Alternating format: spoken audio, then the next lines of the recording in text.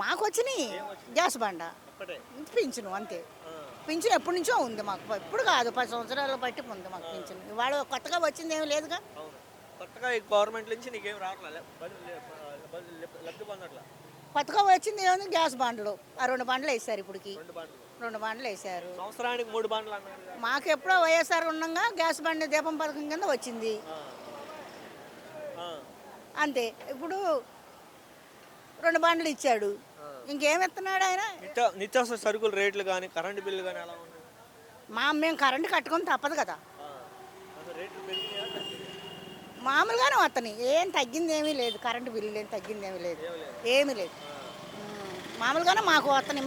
మేము కూలి చేసుకునే వాళ్ళం, మాకేమున్నాయి, కూలి చేసుకొని బతకాలి. బతకాలి. ఆ కనీసం ఇల్లు అన్న ఎత్తాడేమో నేను చూస్తుంటే ఇల్లు లేదు, నా బొంద లేదు, ఏమీ లేదు. ఆయన వస్తేనేమో పట్టాలు ఇచ్చాడు, ఆయన వస్తేనేమో అప్పుడు సగం లాభం చేసుకుని వెళ్ళిపోయాడు, ఈయన వచ్చినేమో పట్టాలు ఇచ్చాడు. వాళ్ళు చేసుకోవటమే కానీ మాకంటే ఏం దొరకట్లేదు.